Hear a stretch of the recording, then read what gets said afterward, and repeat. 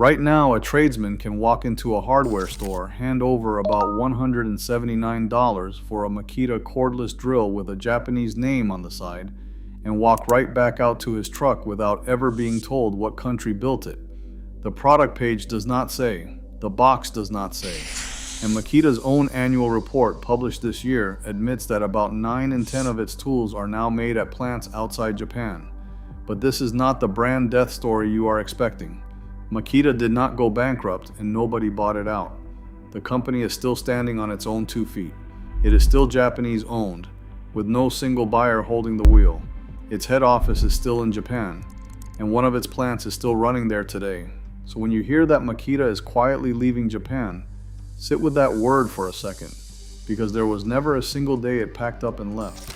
What drifted out of the country, one factory and 1 decade at a time, was the honest answer to a question every tradesman should be able to ask out loud.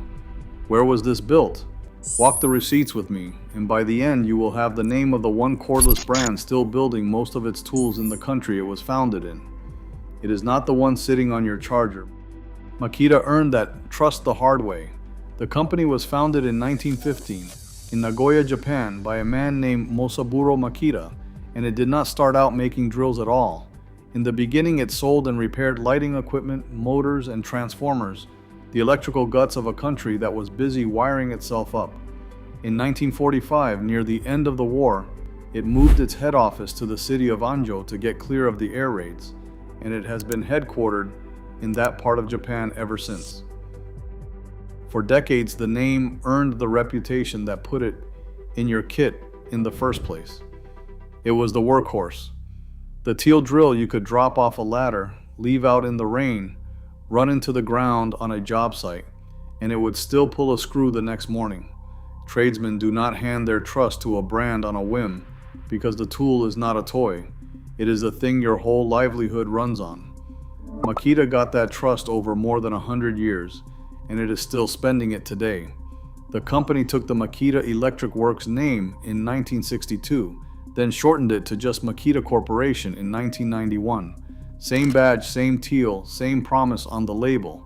What was changing sat underneath it, in the one place the label never mentioned, which was the country where the tool got built. Here's the number Makita does not print on the drill. In its own report for the fiscal year that ended this past March, the company states that it now has production bases in 8 countries and that about 90% of its products are manufactured at overseas plants. 90%. That is not a rumor off a forum, and it is not a rival talking trash. That is Makita, in its own annual report, telling its own shareholders where the tools come from. Now the honest part, because this channel does not do hit pieces, Japan is still on that list. Makita still runs its Okazaki plant and its head office at home. This was never a factory getting bulldozed and shipped to China in a single night.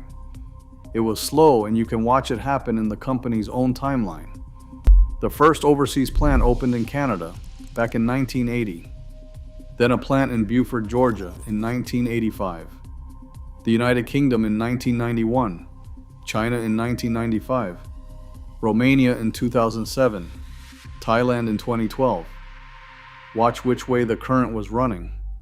The one closure on Makita's books is that first Canadian plant, shut in 2009. Not a plant in Japan, an overseas plant. The Japanese plant kept right on running. Every one of those moves ran further from Japan, and nothing on the timeline ever came home. Makita even put the reason in writing to the United States government. In a filing with the SEC about 20 years ago, the company said it had worked to reduce costs by shifting some processing work, including part of its motor production, to subsidiaries in China, which it noted had lower labor costs than its factories in Japan. Those are Makita's own words, in a securities filing, not mine. That single filing is old, so pair it with the fresh number. In that same era, just 2 of its plants, one in Japan and one in the Chinese city of Kunshan, together turned out about 76% of everything the company built. 2 plants, most of the output, and one of the 2 already in China. Today, about 9 in 10 of its tools are built abroad, and it is not only the factories that drifted.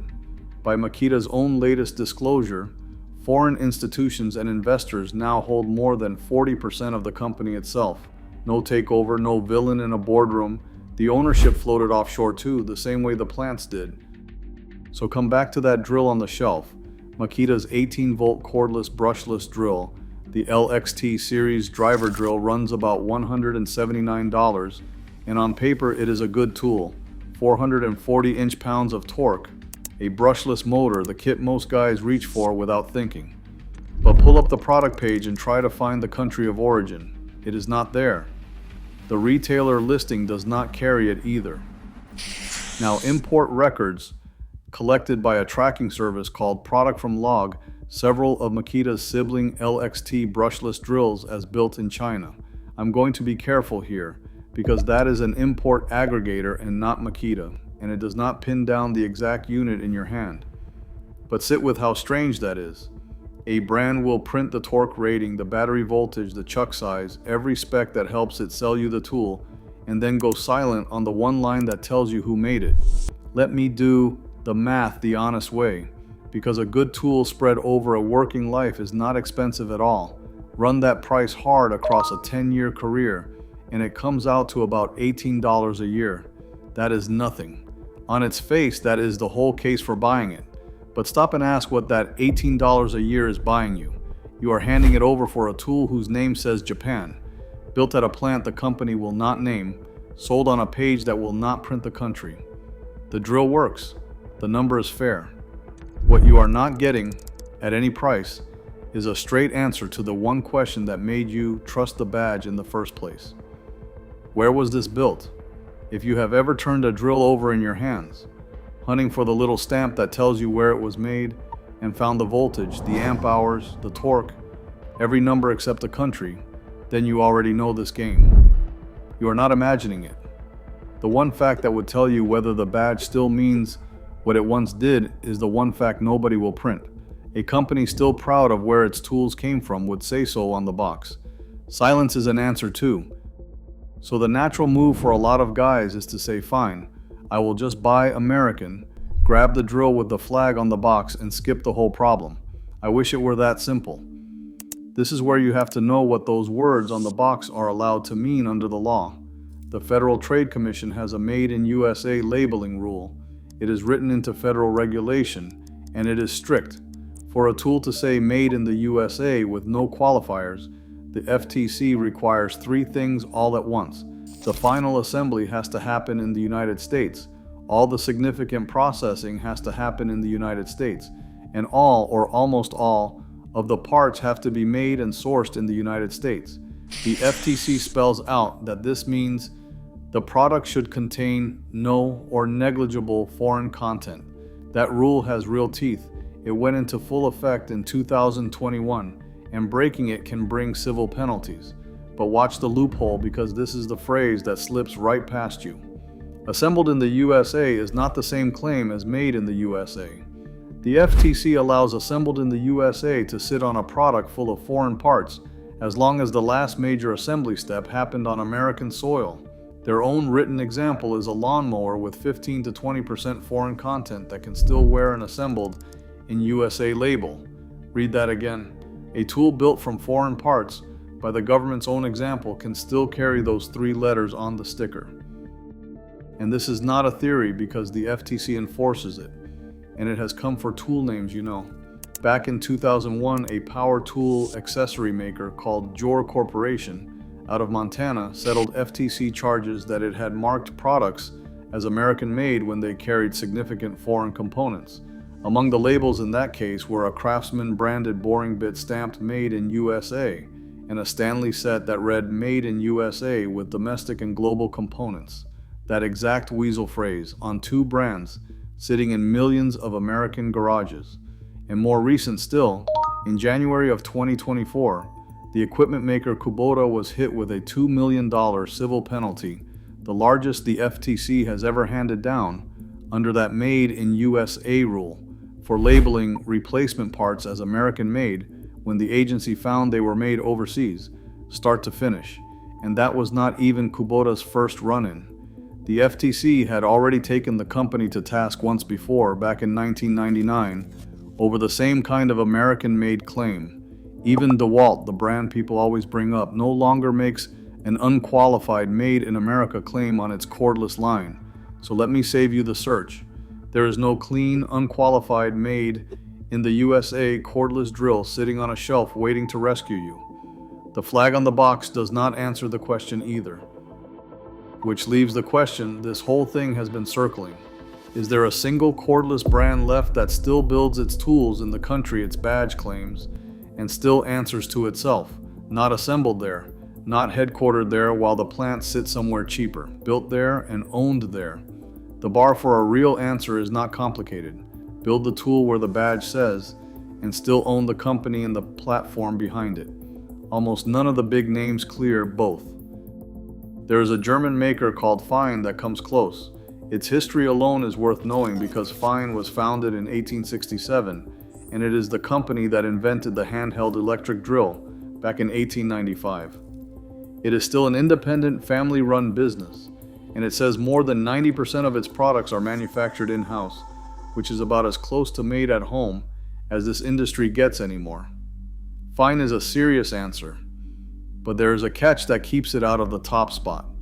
In 2022, Fein moved its cordless line onto a shared battery alliance that runs on Bosch power. Good batteries, but the power source is no longer Fein's own. And the bar here was owning what you build, all the way down to the battery. If the platform that powers the tool already belongs to somebody else, Fein cannot be the clean answer. There is one that can. Its name is Festool. And if you work in Finnish carpentry, you already know the green. Festool is German, founded in 1925, and its chief executive, Sascha Menges, has said on the record that the company manufactures around 80% of all Festool machines in Germany. I want to be precise here, the way the honest version has to be. That is a company-wide figure from its CEO about the machines as a whole, not a stamp on every single cordless drill. But around 80% made at home, said out loud by the man who runs the company, is a different planet from a product page that will not name a country at all. And this is the part that matters most to a working buyer. Festool is still owned by the family of its co-founder Gottlieb Stoll, and it is described as not part of a larger conglomerate. That is the opposite of the tool world you just walked through, where the familiar names keep getting swallowed by holding companies. It builds at 2 German plants, in Neidlingen and Illertissen, with some work in the Czech Republic, and it opened a small plant in Lebanon, Indiana, in 2017. That works out to about 80% still built in Germany, 100 years after the company began. Now put the two side by side.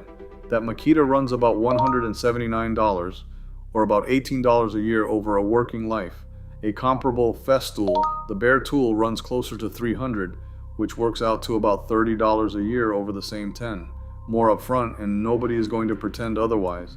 So the real question is what that extra $12 a year buys you. It buys the one thing the Makita badge stopped being able to promise. A tool still built where its name says it is, about 80% of it in Germany, by a company that still belongs to the family that started it, backed by an all-inclusive 3-year warranty on the tool, the charger, and the battery alike. You are not paying the extra for a nicer color. You are paying to know where your tool came from and to buy it from the people whose name is on the side. So here's the buy, this, straight. If you want one cordless brand still building the majority of its tools in the country printed on its badge, still owned by the people whose name is on it, the honest answer today is Festool. Buy the good tool once from the one brand that never left the country on its badge. And if you want to know which of the other names in your own garage are telling you the same quiet story Makita just did, that is the next receipt we pull.